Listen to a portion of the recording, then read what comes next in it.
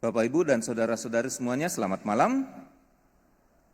Waktu saya masih kecil ikut sekolah minggu, dulu disebut sekolah minggu Katolik atau disingkat Semika. Sekarang biasa disebut Sekami, kalau di gereja ada pendampingan Sekami. Waktu saya ikut sekolah minggu itu diajari lagu. Yesus pokok dan kitalah carangnya. Ketahuan siapa yang dulu ikut Sekami. Yang tidak menyanyi tidak ikut Sekami. Yesus pokok dan kitalah carangnya, tinggallah di dalamnya. Yesus pokok dan kitalah carangnya, tinggallah di dalamnya. Yesus pokok dan kitalah carangnya, tinggallah di dalamnya. Pastilah kau akan berbuah. Yang di sini semakin keras suaranya supaya ketahuan bahwa pernah ikut Sekami. Yang di sini masih diam-diam saja. Masih ada lanjutannya lagu itu. Tetapi lagu itu menggambarkan bacaan Injil yang kita dengarkan tadi, bahwa Yesus menjadi pokok dan kita ini carangnya atau ranting-rantingnya yang akan menghasilkan buah. Maka refleksi pertama bagi kita, apakah kita adalah ranting yang berbuah? Buah baru bisa dihasilkan oleh ranting kalau ranting itu melekat pada pokoknya, pada batangnya. Tidak pernah ada sepotong ranting yang kemudian ketika dilepaskan atau sudah dipotong dari cabang, kemudian bisa berbuah. Justru lama-lama ranting itu akan mati, kering. Apa fungsinya lagi? Maka tadi dalam bacaan Injil dikatakan tidak ada lagi fungsinya selain dikumpulkan dan dibakar. Tetapi ketika ranting itu melekat pada pohonnya, maka ranting itu akan bisa berbuah. Maka sekali lagi pertanyaan refleksi bagi kita adalah, apakah kita sudah berbuah? Dan ingat, pada umumnya kalau sudah tidak melekat pada rantingnya, tidak melekat lagi, tidak ingat lagi pada Tuhan, pada umumnya orang akan mulai salah-salah jalan. Buah itu adalah hasil yang kita nampakkan, kita bisa wujudkan dan bisa dirasakan oleh orang lain. Entah melalui kata-kata kita, entah melalui perbuatan atau tindakan-tindakan kita. Itulah buah-buah kita yang bisa dirasakan oleh orang lain, dilihat dan didengar atau dirasakan oleh orang di sekitar kita. Nah, sekali lagi pertanyaan refleksi pertama adalah, apakah kita sudah berbuah? Dan orang yang berbuah, menghasilkan buah, adalah orang yang selalu dekat atau melekat pada Tuhan. Coba saja perhatikan dalam kehidupan kita. Orang-orang muda, Bapak Ibu, adik-adik yang sudah jarang berdoa atau jarang ke gereja, biasanya hal-hal jelek itu akan menyusul kalau sudah lupa sama Tuhan. Betul tidak? Kalau anak-anak sudah jarang pergi ke gereja, malas-malasan, biasa lama-lama akan nakal, tidak dengar-dengaran, banna, orang Makassar bilang banna. Kalau sudah tidak pergi ke gereja, jarang berdoa, jarang mendengarkan atau baca kitab suci, lama-kelamaan itu akan menyusul yang jelek-jeleknya. Sudah susah dibilangi, nakal. Tapi kalau rajin ke gereja, rajin ikut-ikut kegiatan, salah satu contoh, meskipun bukan jaminan utuh ya, salah satu contoh bagaimana orang itu akan menghasilkan buah yang baik. Itu yang pertama. Maka supaya kita bisa menghasilkan buah, pertama-tama ya efektifnya dalam kehidupan kita, tetap ingat Tuhan melalui doa-doa, ibadah, ekaristi, dan kegiatan-kegiatan kerohanian yang lain. Itu yang pertama. Yang kedua, saya mau bertanya, buah apa yang paling enak? Buah apa yang paling enak? Buah apa, Dek? Durian. Sama, saya juga suka durian. Tapi durian banyak kolesterolnya dan sudah mulai habis sekarang ya.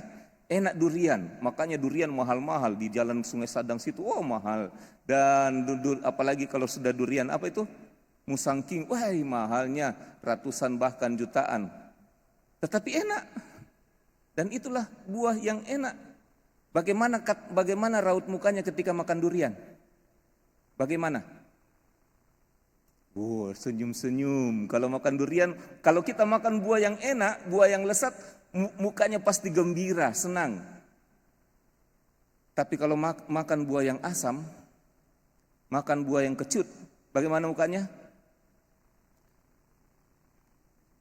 Kalau makan mangga mengkal, masih agak kuning-kuning, masih ada biru-birunya, dikupas, kemudian dipotong-potong bunyi-bunyi, dibelah, kemudian dimakan. Rasanya kecut. Saya saja yang membayangkan, belum makan buahnya saja, Bapak Ibu sudah ada rasa-rasa air liur di sini? Sama. Itu baru belum ada buahnya. Apalagi kalau kita makan buah yang kecut, pasti muka juga kecut, muka juga masam. Tidak ada orang yang makan, ada di YouTube itu anak-anak dikasih jeruk nipis, tidak ada yang mukanya langsung gembira tertawa, tidak. Biasanya kan mukanya kecut sekali. Ada challenge makan jeruk nipis dan tanpa ekspresi, jarang ada yang bisa. Itu karena buahnya asam, buahnya kecut. Raut muka kita juga menampakkan buah yang kita hasilkan.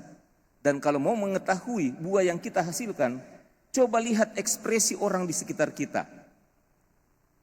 Suami-suami, coba lihat mukanya istrinya.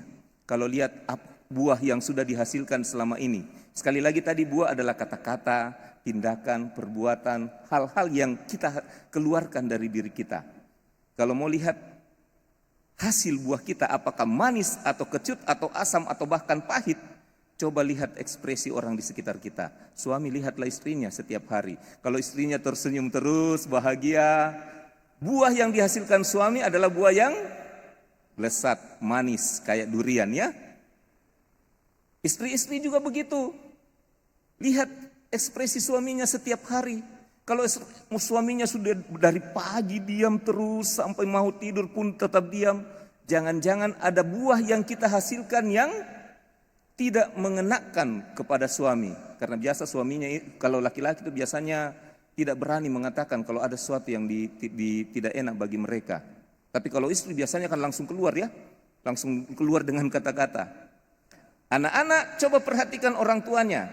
Kalau keriput orang tuanya sudah semakin banyak, refleksikan bagi diri kita, pertanyakan bagi diri kita, jangan-jangan orang tua saya ini seperti makan buah yang asam tiap hari sehingga keningnya berkerut terus. Jadinya keningnya sudah berkerut karena mendengar kata-kata saya, melihat tindakan saya, merasakan perbuatan yang saya lakukan sehingga mereka tidak enak. Kayak makan jeruk atau makan buah yang asam, tidak mengenakan untuk mereka. Maka sekali lagi bisa dilihat ekspresi orang di sekitar kita. Tadi pertama, apakah kita sudah menghasilkan buah?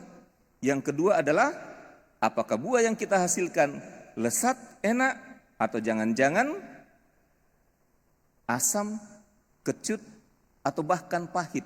Pernah makan buah yang pahit? Kalau makan buah yang pahit biasanya akan langsung dikeluarkan, dimuntahkan. Kalau kita pernah diusir oleh orang tua, dimarah-marahi oleh orang tua, bahkan pulang kau saja, pergi mau kau. Jangan-jangan memang kata-kata kita, sikap kita, apa yang kita hasilkan betul-betul tidak mengenakan bagi keluarga kita, bagi orang tua, bagi orang-orang di sekitar kita. Nah, pertanyaan selanjutnya lebih dalam lagi adalah bagaimana supaya buah yang, kalau kita sudah berbuah, kita bisa menghasilkan buah yang lezat dan manis, enak. Ekspresi orang tersenyum bahagia ketika merasakan diri kita, buah kita. Caranya ada dalam bacaan kedua dan bacaan pertama, bacaan Injil tadi.